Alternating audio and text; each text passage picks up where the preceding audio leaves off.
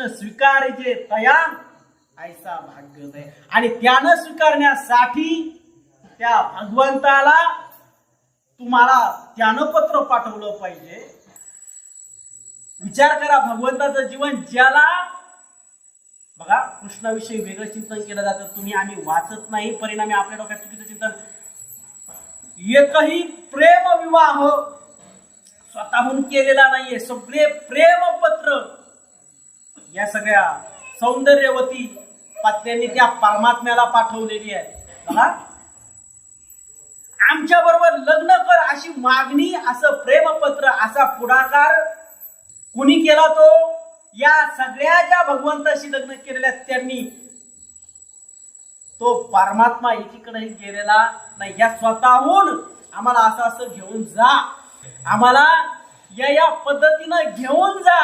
जर नाही घेऊन जाणं तर